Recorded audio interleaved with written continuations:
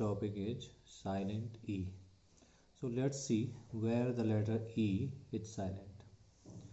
So the letter E is always silent when it comes at the end of a word. So letter E हमेशा silent होता है जब ये किसी शब्द के अंत में आता है. तो इन शब्दों को देखिए. पहला शब्द आप देख रहे हैं कम. तो इस शब्द में इस ई का उच्चारण नहीं है. इसको हम क मी इस तरह से नहीं पढ़ते हैं. हम इसे क्या पढ़ते हैं? कम.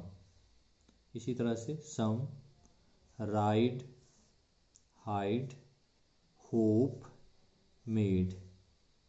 इनके अर्थ देख लेंगे. कम आना, सम कुछ, राइड सवारी करना, हाइड छिपाना, होप उम्मीद करना, मेड मेक का सेकंड फॉर्म और इसका अर्थ होता है कुछ तैयार करना, बनाना. लेकिन देखेंगे यदि हम इसके अंत में इस ई को हटा दें, जैसे कि इस शब्द को आप देख रहे हैं, तो इसका उच्चारण है हिड. तो इस शब्द को आप देखिए, ये ई के साथ है और इसका उच्चारण है हाइड और अब इसका उच्चारण हो गया हिड. यानी जब वाक्य के अंत में ई आ रहा है तो इससे उच्चारण में असर पड़ रहा है, ये कुछ इफेक्ट डाल रहा है, लेकिन इसका उच्चारण नहीं हो रहा है. इसी तरह से ये है होप एंड ये है हॉप.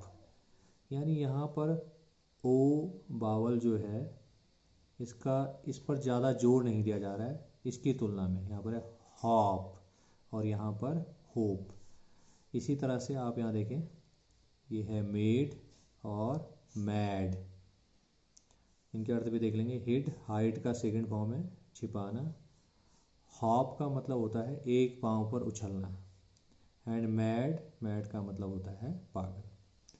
तो जब भी किसी शब्द के अंत में ई आता है तो ये मोस्टली साइलेंट होता है. लेकिन कुछ शब्द हैं जैसे ही, सी, बी. इनमें आप देखिए केवल एक ही लेटर है ई. तो जब किसी भी शब्द में एक लेटर केवल ई ही बावल हो, इसके अलावा कोई और बावल नहीं है, जैसे यहाँ ए और ई है, यहाँ आई और ई है, यहाँ ओ और ई है, यहाँ पर केवल एक ही बावल है, तो ऐसी स्थिति में इसका उच्चारण करेंगे. तो इसको पढ़ा जाएगा ही, ई, सी, ई, बी, ई. यानी आप देख रहे हैं कि इन सभी में ई का उच्चारण हो रहा है. तो यदि ई किसी शब्द के अंत में आता है तो वो साइलेंट होगा, लेकिन यदि केवल वो अकेला बावल है, अकेला स्वर है, तो वो साइलेंट नहीं होगा. लेकिन ई के होने से शब्द के उच्चारण में असर पड़ता है. Okay, thank you.